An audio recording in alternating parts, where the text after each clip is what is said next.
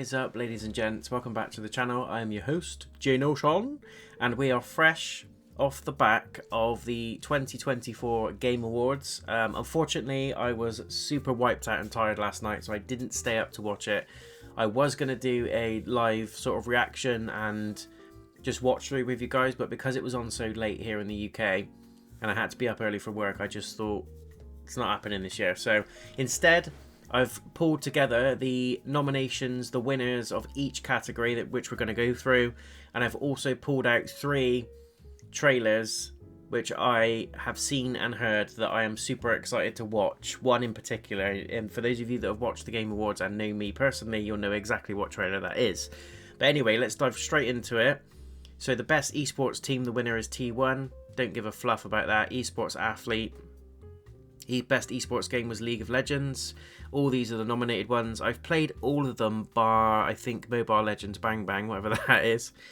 I would probably argue that League of Legends is the most popular, although out of all of those, I enjoyed Counter-Strike 2 the most. Content Creator of the Year. I'm surprised that Kai Sentai's not on there, but Caso. A lot of youngsters like him, and my son in particular watches his stuff all the time. I haven't heard of any of these other ones apart from Typical Gamer, because he used to do the GTA videos. I don't know if he still does. But Caso is probably the best pick out of that list in my opinion. Most anticipated game, of course it's going to be Grand Theft Auto 6, and I am super pumped for it myself. Cannot wait to play it. It's going to be huge, it's going to be pricey. Hopefully they don't bring in the whole you buy the game and then you have to subscribe to GTA Online to play it, because that's going to suck massive balls. Hopefully they don't do that. Also really looking forward to the Ghost of Yotai. I think that's one of my top 3 anticipated. Death Stranding 2, On the Beach. Death Stranding was a fantastic game, but I just think there were elements of it that were really drawn out. It got quite boring and repetitive towards the end. The story itself was interesting. Graphics were great, and it was set in a real spooky sci-fi post-apocalyptic type world. So quite excited for that one, but I'm more excited for Ghost of Yotai only because I absolutely loved Ghost of Tsushima, and it was my I think it was my game of the year for the year it came out. But I absolutely loved it. Got the platinum trophy on it, did everything I could on it. It's just fantastic. And then they brought out the Legends mode, which is like your co-op missions as well. Best adaptation is Fallout. I probably agree with that. Tomb Raider was good, but I think there was elements of it that could have been better. It was a little bit cheesy with some of the dialogue, although that is kind of what Tomb Raider does. They just didn't deliver it in the right way, in my opinion. I haven't seen Arcane, I haven't seen Knuckles or Like a Dragon, but I've seen Fallout and Tomb Raider, and I agree Fallout was great. So it's good that that one's won. Best multiplayer, Helldivers 2 was the winner. Surprises me because Black Ops 6 is in there, and I would have thought that that would automatically get it. However, I'm very happy that it didn't. I love Black Ops 6. I'm really enjoying it. I think it's one of the best Call of Duties we've had in a while. Let's be honest, the Call of Duties that we've had in the last few years have been a little bit tough to play, a little bit tough to enjoy. But it's great to see that Helldivers 2 got that one. For me personally, I played Helldivers 2 non-stop for about 3 weeks when it came out, and then I just stopped playing it. I just felt it was repetitive. I got bored of it. I know there's more updates and there's more things that have been added now in terms of missions, levels, character, powers, different things you can do. There's different planets now, but I just absolutely got bored of it far too quickly. So for me, I would have gone for Black Ops 6 because I think they're constantly adding new maps, there's new modes. It feels a little bit more like the Call of Duties of old, and I think I really love the Omni movement as well. I was worried about the Omni movement when it first came out, and they announced it. I thought this is going to be cheese heaven, it's going to be camper sniper heaven. People are going to be pulling off all sorts of trick shots on me when I'm just trying to aim my gun, but actually it's not like that at all, and it's very few and far between. I tend to do quite well in the multiplayer games on the whole. It's a much more enjoyable experience, and it favours movement and sort of tactical play versus camping behind a door, which is what favoured the old Call of Duties. So, Helldivers 2, congrats, well done. I just don't think it's... Personally, I really like Space Marine 2 as well. That's a fantastic game for anyone that hasn't played it. Campaign is excellent, and it can also be done in 3-player co-op or 2-player co-op. You can also do 2 or 3-player co-op missions.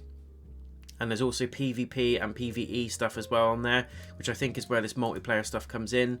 I haven't done much of the PvP on Space Marine 2, but I've done the co-op missions and the campaign, and I enjoyed both of them. Really enjoyed both of them. But Helldivers 2, you know, it's nice to see something other than Call of Duty or Fortnite or anything like that win it, and there's something different winning it this year, which is great. Best Sports Racing, EA Sports FC. I would have picked probably EA Sports FC or the NBA 2K25. So the fact that that's one, it's kind of predictable, it's kind of understandable, because the Top Spin games, who plays those? F1's a bit more popular, and I'd say 2K WWE is again a little bit more popular than Top Spin, but don't know huge amounts of people that play it, and there's not much hype or build up for it online and stuff like that. I don't think there's as big of a community following those sorts of games as there used to be.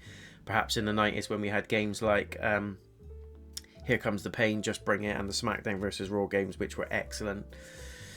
Okay, yeah, FC24. Best Sim Strategy goes to Frostpunk 2.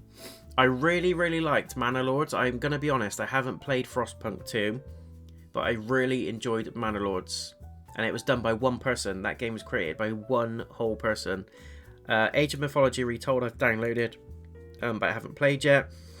Unicorn Overlord, haven't played that. Kunitsugami Path of the Goddess, haven't played that either. So I've only really played a couple of these. I haven't touched Frostpunk 2, but I've heard great things about it, so can't really comment too much on that one. Best family game goes to Astrobot. Kind of expected looking at the list. I don't think, I would argue some of these aren't even family games. They're family friendly games maybe. The Plucky Squire is great. I'm planning to do a full game playthrough of that soon on the channel, so stay tuned for that. Probably do a Platinum Trophy walkthrough as well, just to spice it up a bit. Astrobot is a fantastic game, really good. It's one of my favourite games of the year. I'll be very surprised if it doesn't win Game of the Year, because in my mind I want Wukong to win personally, because that was absolutely fantastic, but I just think Astrobot is going to please more people. It's easier to play, it's an easier pick up and play for all ages, whereas Wukong is tough. It's very hard in certain places, and I think it will only please certain members of the audience, if that makes sense, which is a shame, because again it was put together by such a small team of people. Hopefully they get some consolidation award if they don't win Game of the Year, but Wukong is my personal Game of the Year. I just thought it was absolutely fantastic all the way through. But I'm a bit of a Souls fan. I love the Souls games, Bloodborne, Elden Ring, Dark Souls 1 to 3, Sekiro. I love those types of games, so I'm a little bit biased, but Astrobot winning Best Family Game is definitely a good shout. Best Fighting Game goes to Tekken 8. I'm very surprised Dragon Ball Sparking Zero hasn't won that one, because I'm going to be honest, I did the campaign / story on Tekken 8, which was great. It was a little bit short, which happens in Tekken games. They're kind of known for short campaigns and story modes. The online fight-in versus mode wasn't that great, and I didn't like the build your character avatar type thing. I think it was pretty weak and not much depth to it. So I'm actually surprised at this.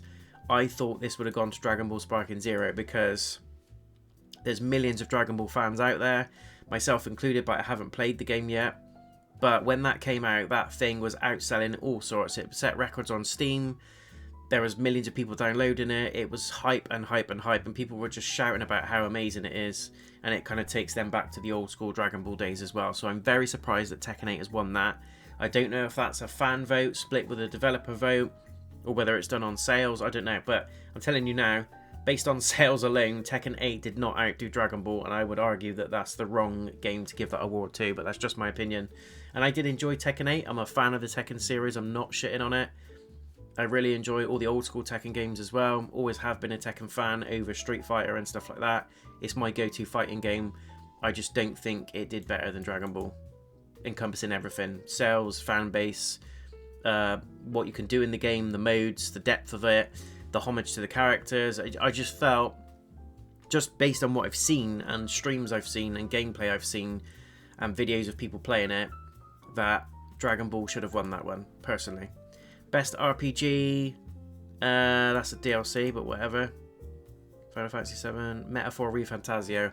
I'm okay with that. I mean, I would have loved, as a Final Fantasy fan, to see Rebirth win it, but people had some gripes with it. A lot of people felt that actually There are some issues with it in terms of pacing and things like that. There are some strong competitors here. Dragon's Dogma 2 was a great game.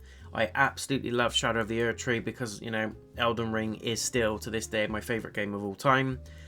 It's a bit cheap that they've put a DLC in there. I don't think it should be in there personally. There should be a Best DLC award, and that should have gone to Shadow of the Erdtree, but there you go. They tweaked the rules this year to put that in there, maybe in the hopes of it winning, but it's kind of nice in a way that it didn't win, even though I absolutely love Elden Ring, and, you know, it's great to see it win awards. It's done enough.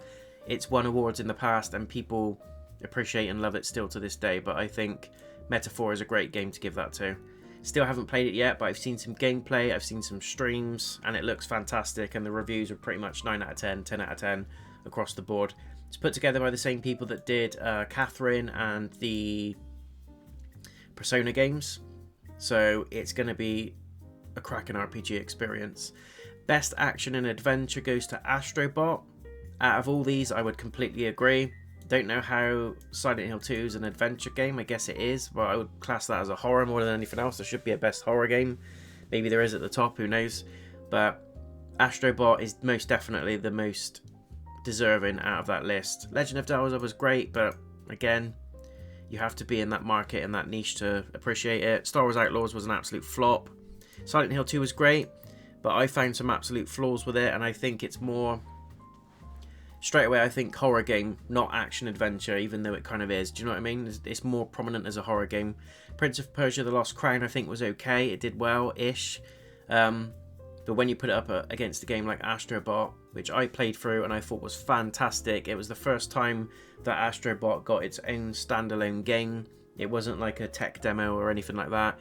It was the first fully fledged Astro game, and I think it did phenomenally well. Everything about it was great. The nostalgia, the gameplay, the mechanics, just the way that the levels were designed, the music was great.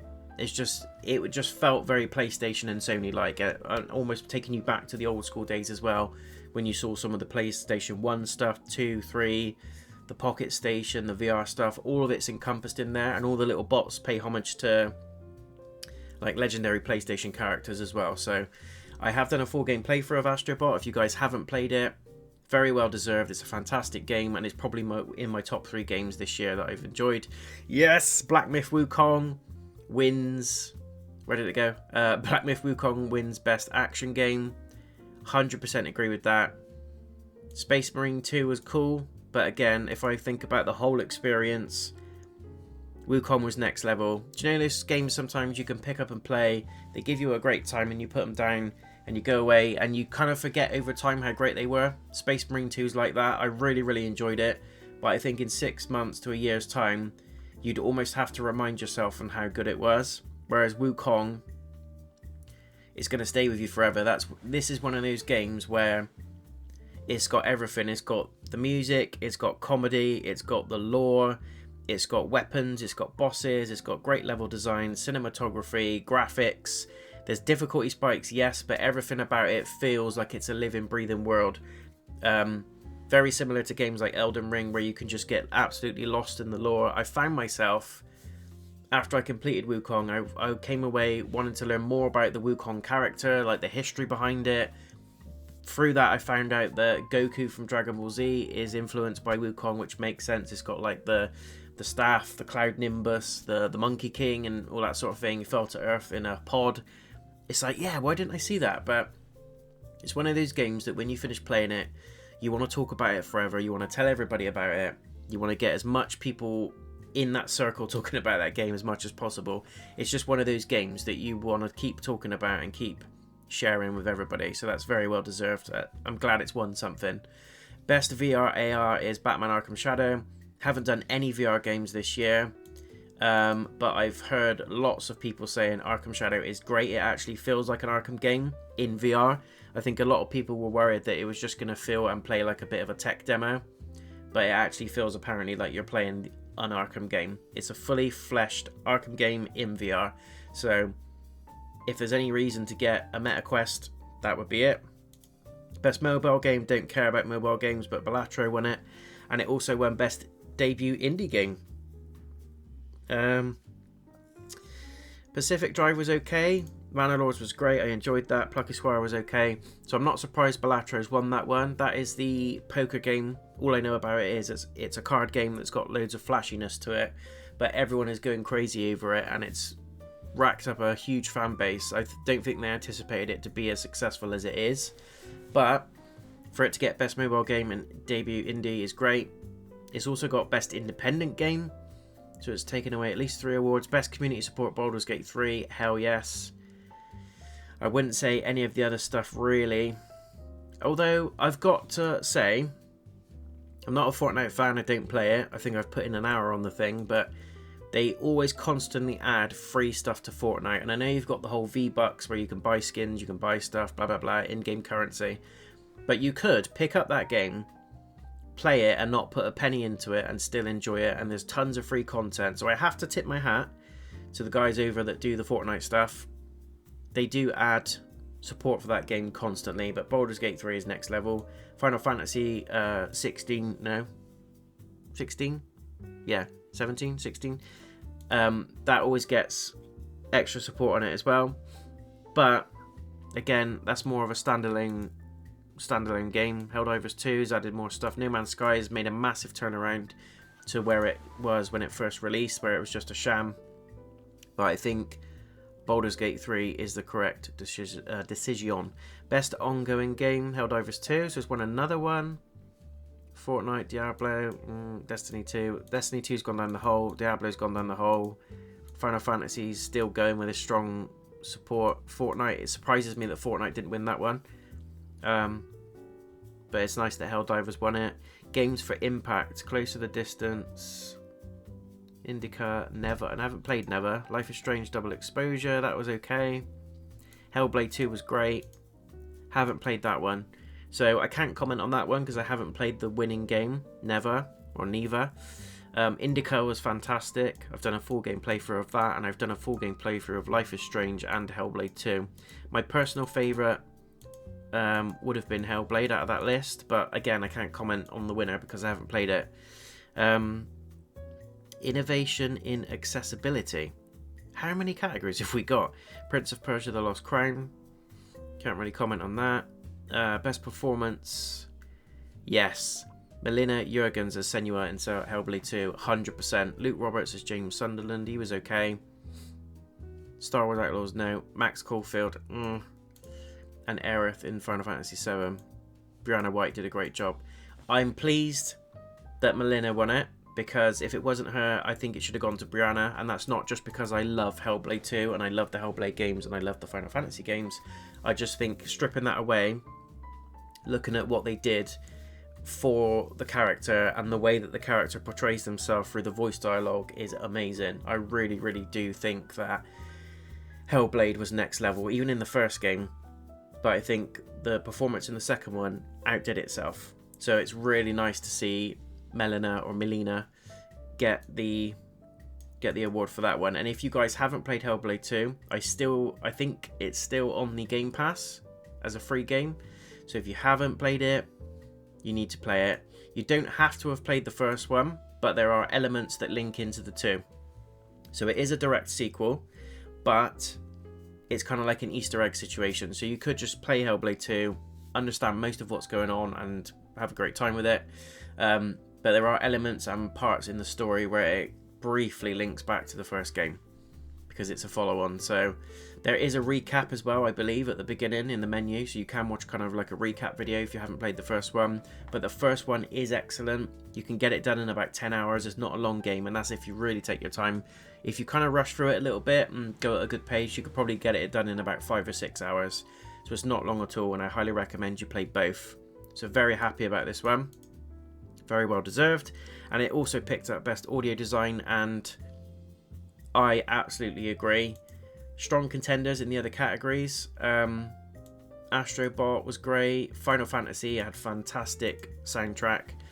People were moaning that it's like, oh, it's not, the original Uematsu stuff, but it's like, the guy's getting on now, and there was remix songs and there was new songs that were brought out as well. But Hellblade 2, for those of you that don't know, in the Hellblade games, Senua suffers from like schizophrenia, and she kind of hears voices in her head.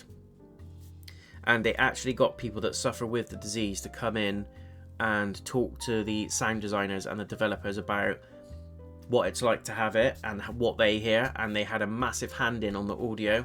It's super creepy, it's super freaky, but also it's kind of like she's constantly got voices that are saying you're doing the right thing, voices that are saying you're doing the wrong thing, and she's constantly battling herself with moral ground and stuff like that.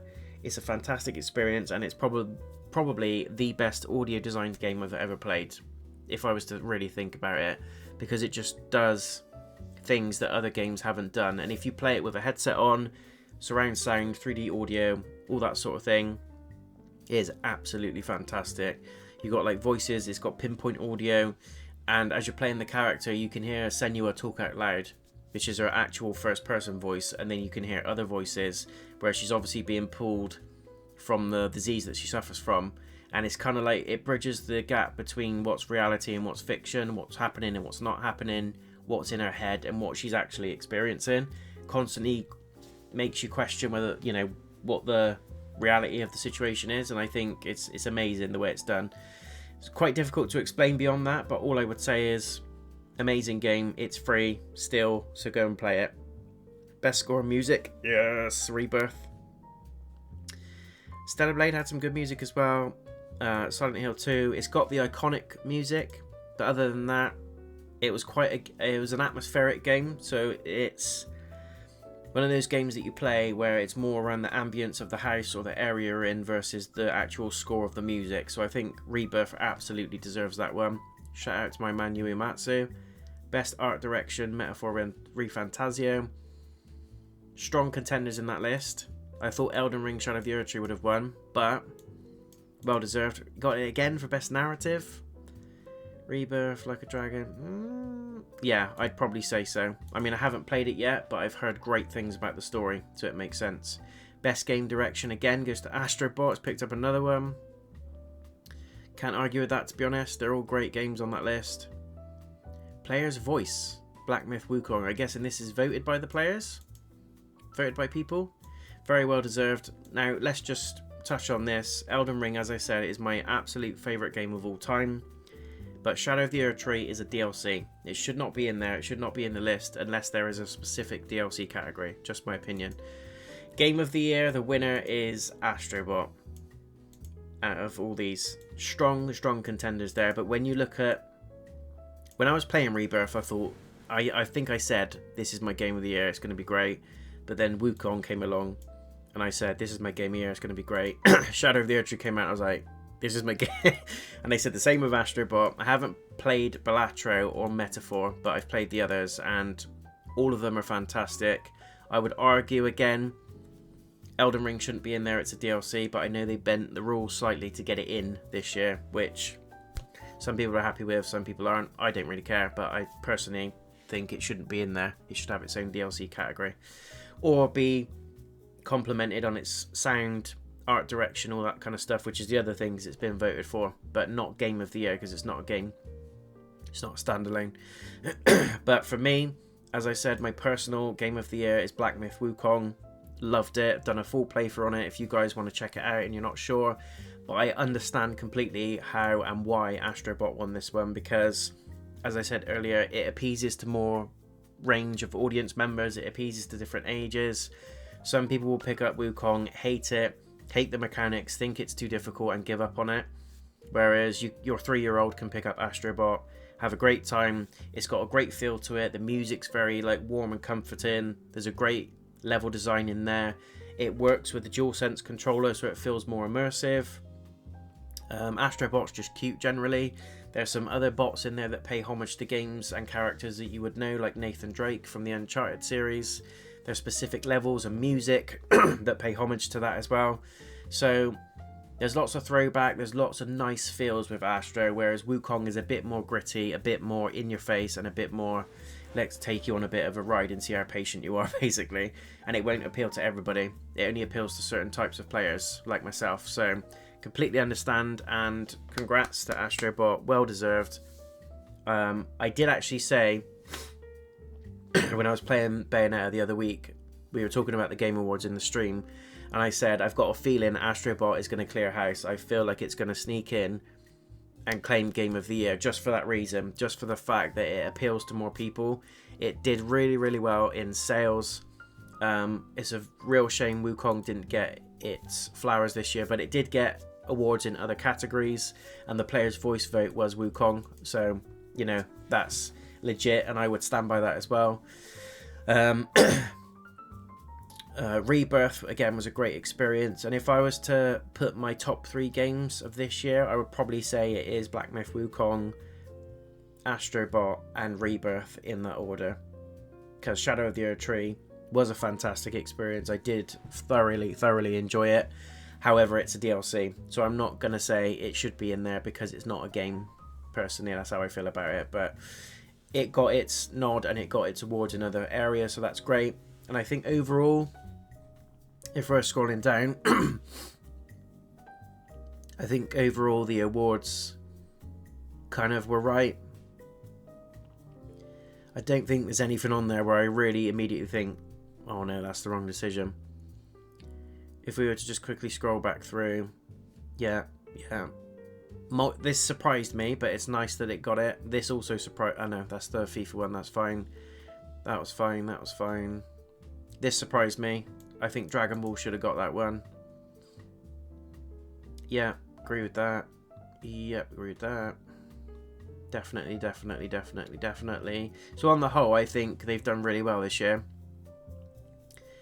It feels like it's been done more accurately based on what we as players know, based on sales, based on reviews, based on just general hype and discussion that's going around, word of mouth for that game. Again, I love the Souls games. Elden Ring is and will continue to be my favourite game of all time, I think, forever. But it shouldn't be in some of these categories. It's a DLC. It shouldn't be up there. It should get its nod in other forms like art direction, narrative, score and music, audio versus Game of the Year. It shouldn't have even been nominated, personally, because it's not a game. But yeah, other than that, very pleased with the results. Congrats to all the winners. Special congrats to Astrobot. It's a fantastic game. I can't shout about it enough, and people of all ages can play it, which again is why I think it's won it. If it was done purely on sales and it was done purely on feel for the game, I think Wukong would have won it, even Balatro maybe. But can you imagine a card game winning Game of the Year? A little indie card game. It'd be great, wouldn't it? But again, I haven't played it. I'm not into card games, not into poker. But I know loads of people that enjoy it, and a couple of my friends absolutely swear by it as well. But big congrats to Astrobot. Very well deserved. I thoroughly enjoyed the game, and I can see why it claimed Game of the Year, and I called it. I knew it was going to come in.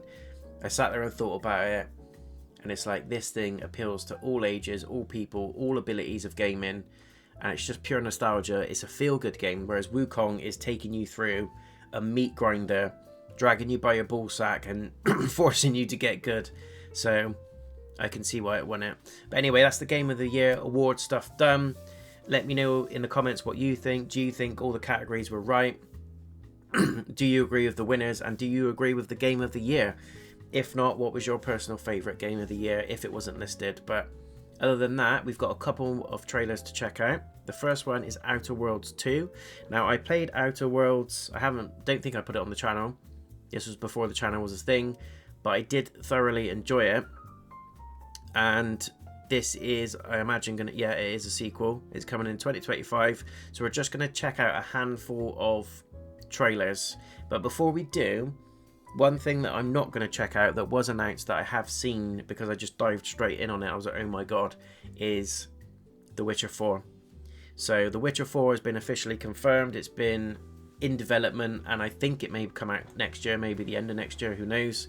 But basically, Ciri is now the main protagonist. So the ending in The Witcher 3, or one of the endings where Ciri kind of moves forward and goes into Witcher training, or officially becomes a Witcher and moves away, that ending is, I guess, canon, because they're now putting it in The Witcher 4 as that's what happens, and that's how it moves forward from The Witcher 3. Some people are gutted that Geralt isn't the main character. I imagine he's going to be in there somewhere. He could probably even appear at a certain point. He might even be playable at certain sections in the game, similar to what they did with God of War Ragnarok, where we got to play as Atreus for sections of the game. And I think that will work better with this. I didn't enjoy that mechanic in God of War Ragnarok. I just wanted to play as Kratos. Didn't care about Atreus, really, to the point where I wanted to play as him for solid sections of the game. But I think if they did this for The Witcher 4, people will appreciate and love that, because Geralt is the man. Do you know what I mean? He's the main guy. So, yeah, we'll see where it goes. But I'm super excited about The Witcher 4, and I will be playing it. It looks amazing, and can't wait to see some more on it. But that was just my little plug on The Witcher 4. But without further ado, let's check out The Outer Worlds 2.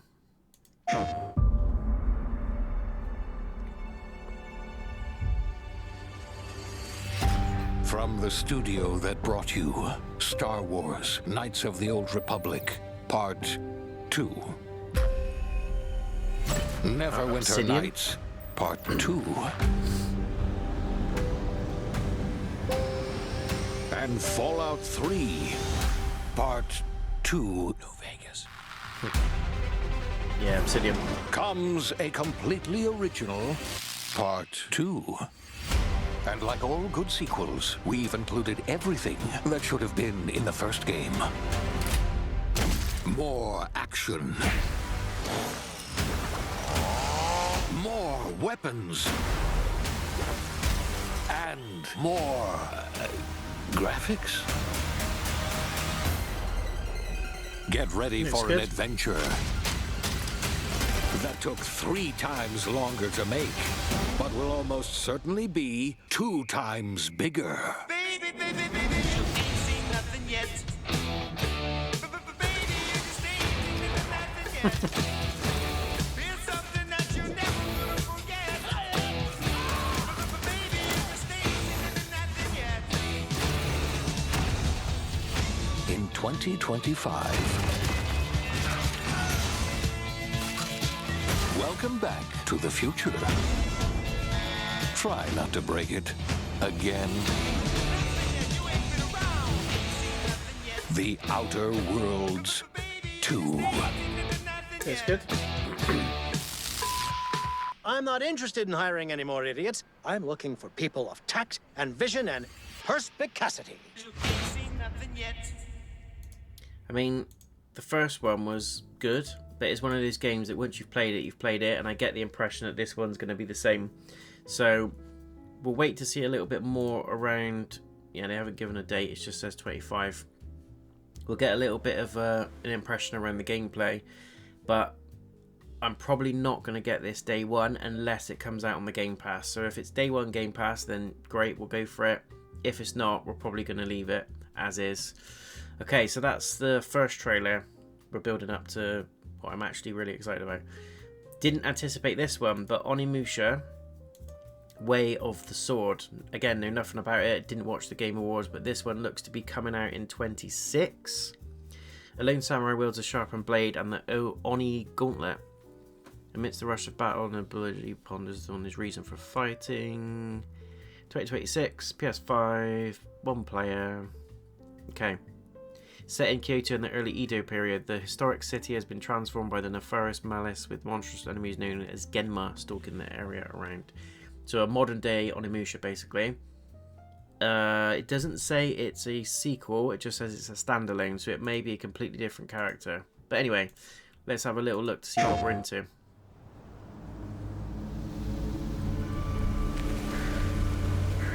It was always going to look good. I think the Onimusha games were ahead of their time.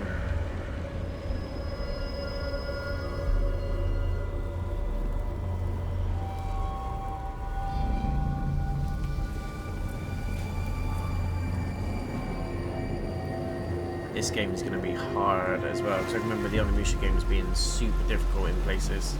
The bosses were next level.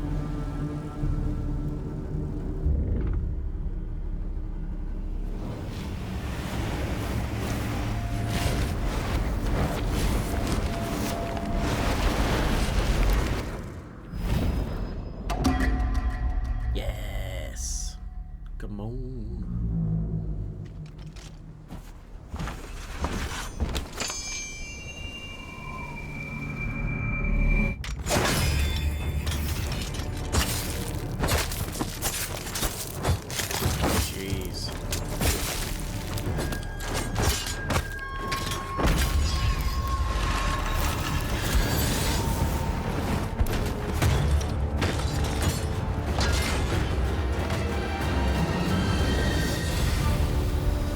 didn't see much. It looks like it's the same guy. Can't remember his name. Mitsuguri, something like that.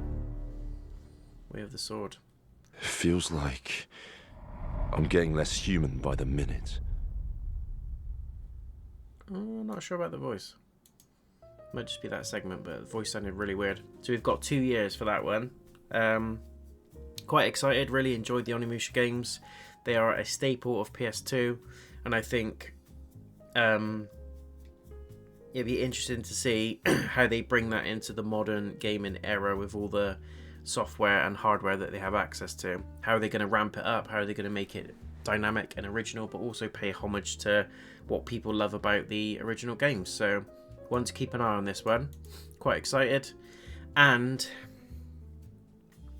when I saw this pop up on my you need to watch list, Elden Ring Night Rain. Now, is this a DLC? Is it a game? Who knows?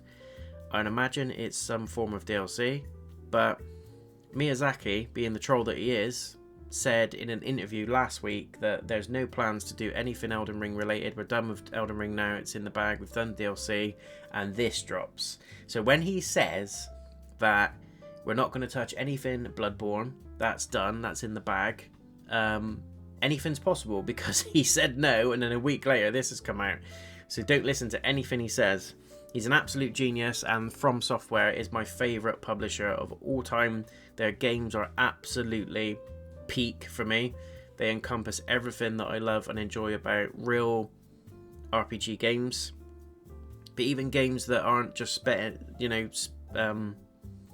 in fantasy worlds, swords, magic, like Armored Core. They're fantastic games too.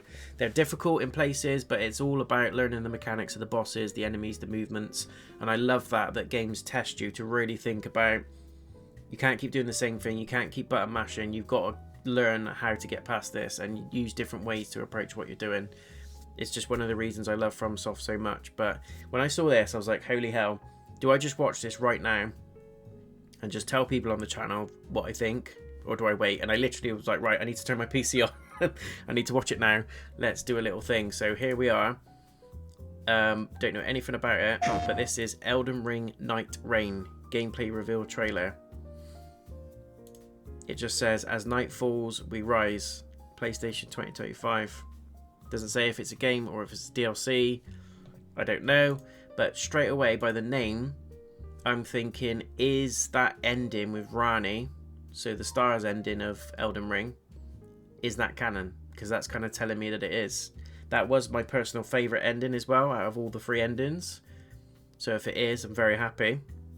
That was the first ending I got in Elden Ring when I played it through the first time. And in my opinion, it was the best way to end the story. So the fact that this is called Night Rain, and Rani is obviously the stars and everything involved with her bringing the moon essence into the lands between, it all makes sense now. And I think Night Rain is the reign of Rani, basically, when she rules. So who knows? But without further ado, I'm super excited. Let's have a look.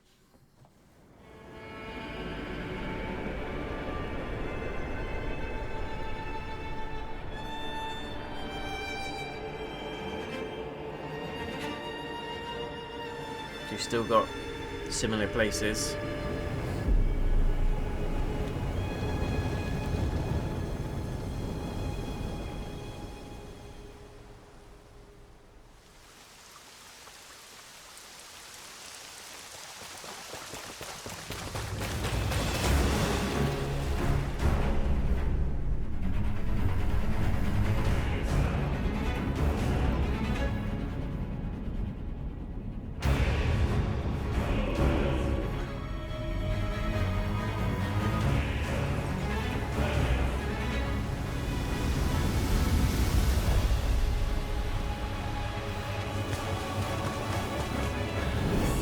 Of redemption. You were chosen, thrown together by forces beyond our control.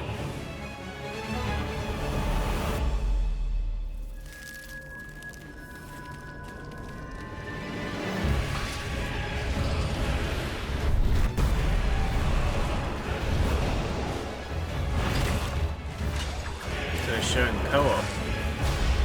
Is this co-op? Oh my god, you've got anime mechanics, jumping, spinning. That Zamor warrior looks amazing. Tragedy must be averted. Is that the Fire Maiden from Dark Souls? And for that, I need your help. What?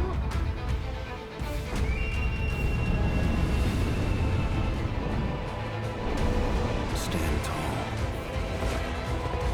The night. It's climbing mechanics. It's like Elden Ring, but with accessible controls, like scaling cliffs and things like that. Is that the nameless kid?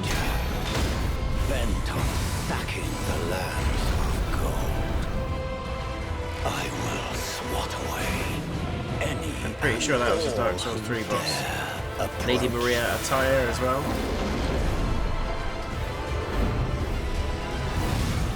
Their boss design is next level. Band together and prepare to claim.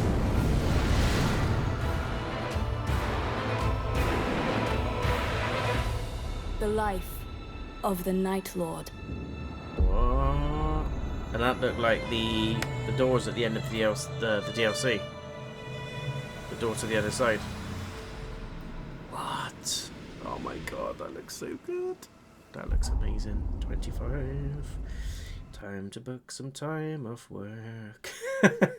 I just hope this doesn't come out around the time I'm getting married, because I may have to postpone the wedding. I'm joking. This looks amazing. Absolutely amazing. So we don't know much about it. This is what I love about the trailers for FromSoft. They give you just enough to build up your hype and your excitement and your intrigue, but they don't give away too much. You still come away guessing and thinking, huh? So it looks like the lands between has been absolutely purged with some sort of Night Flame, Night Shadow type essence. I'm convinced it's linked to Rani somehow, because that's kind of her vibe. Is it's cold magic, it's dark, it's ice, it's the moon, nighttime, nightshade, and obviously she had a hand in on the night of the blades as well, where she was sent out those assassins and got certain people murdered. But it could be linked to that.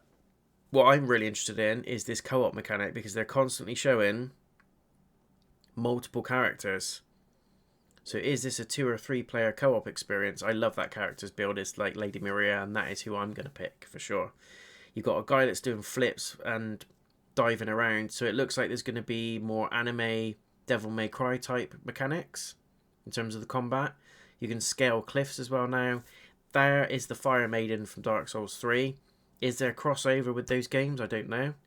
But there's definitely characters that are linked. So is this what this is? Is this a merging of worlds maybe?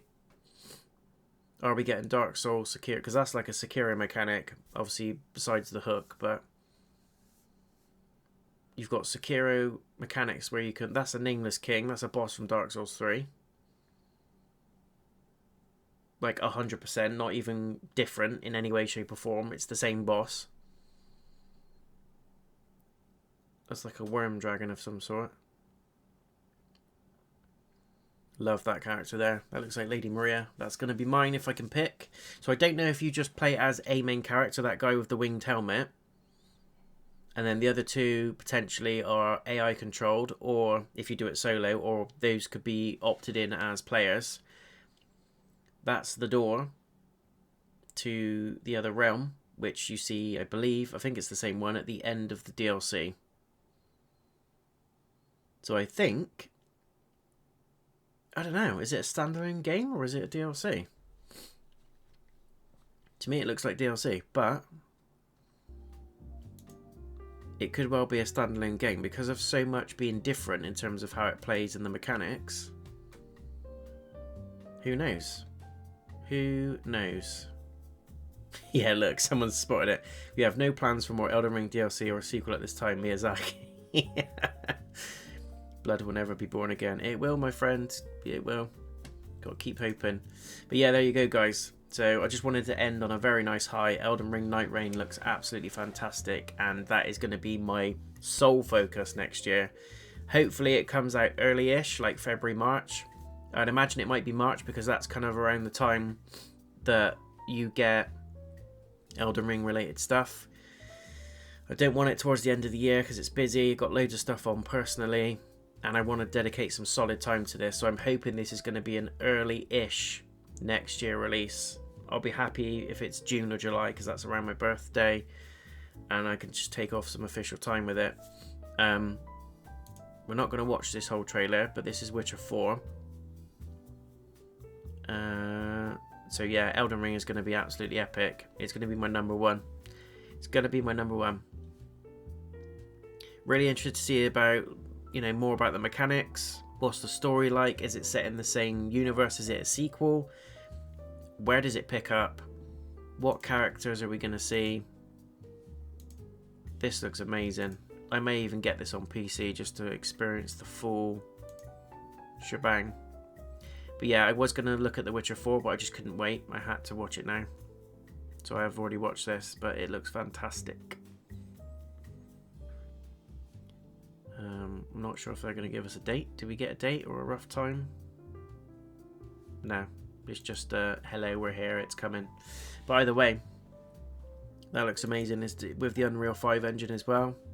So there we go. Replaces Geralt with Ciri. Lead us into the new fantasy saga from the developers of The Witcher 3. Yeah, it looks amazing. Looks amazing. I don't think we'll get that next year. It might even be early 26 or even late 26. I'm happy for them to cook on this one and make it everything people love about The Witcher 3 doubled, which is going to be a mammoth task. It's going to compete with GTA 6. I'm telling you, if that comes out at the right time and it does the right things and all the things I hope it's going to do, that will compete with GTA 6 without a shadow of a doubt. So very excited to see this, but again, want them to cook on it, want them to stew it and make sure it comes in absolutely beaming with all the stuff that we want to see and all the old stuff that's been improved that we know and love about the series as well. So yeah, all in all, very good Game Awards. Loads of fantastic stuff announced. Can't wait to see more on Night Rain. Quite interested in Onimusha, but my big two payoffs and my big two come-aways from this are Elden Ring Night Rain and The Witcher 4. It just looks amazing. Both of them are going to be my horse blinkers mode, and you're not going to see me again when either of them come out. But plenty of content to come on it, of course. But let me know in the comments, guys, what you think about those trailers. Is there anything that I've missed that I didn't cover that you're actually really excited about personally as well? Let me know. But other than that, very happy, very pleased, and I think all the awards are pretty much on par. I agree with all of them, and congrats to all the winners. But thank you so much for watching, guys. Until the next one, I'll see you in the next video or stream. Peace.